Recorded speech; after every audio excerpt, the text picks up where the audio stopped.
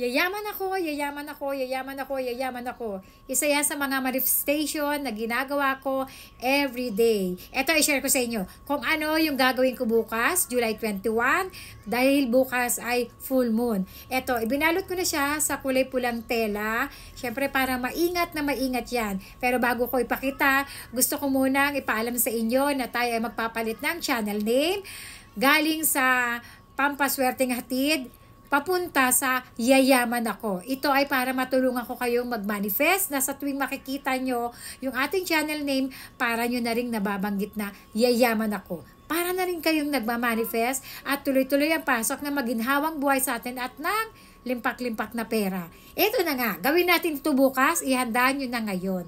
Nilagay ko siya sa kulay pulang tela para mas powerful. Ito na, i-share ko sa inyo, mga kayaman. Siyempre, hindi mawawala sa akin ang dahon ng laurel. Marami to at naisulat ko na rito ang lahat ng aking mga kahilingan. Ayan, kung napansin nyo, kailangan dito isusulat nyo yung talagang gusto nyo, yung nais nyo. Halimbawa kung sa pera, ilagay nyo yung amount na pera. Yun ang ginawa ko.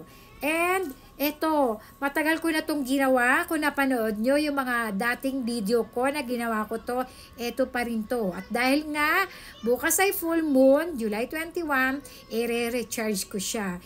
Isasama ko na rin dyan etong tatlong kristal. Meron ako ditong amethyst. Meron ako ditong citrine. Ang citrine, ito, nangahatak to ng maraming pera, swerte sa negosyo, swerte sa buhay, hatakin niya lahat ng pera. Ito naman ang clear quartz, pampaboost. Para maboost ang paghatak ng pera, bagay silang tatlong partner.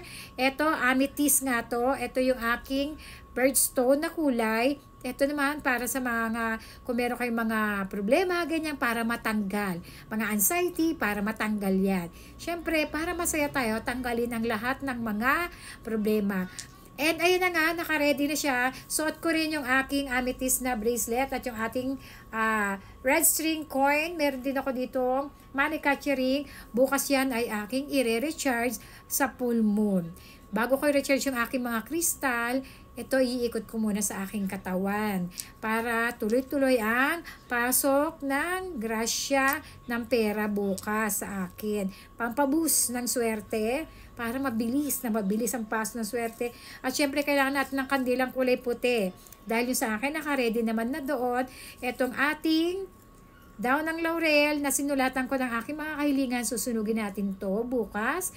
At yung ating mga abo, ito ay ating iitsa sa hangin papaitaas. At tingnan nyo, sobrang bilib ako dito kasi ang dami kong mga kahilingan dito. Matagal ko na itong ginagawa at matagal ko na itong na-share. Lahat natutupad. Kailangan lang may puso at kailangan positibo ang universe mo, positibo ang mind.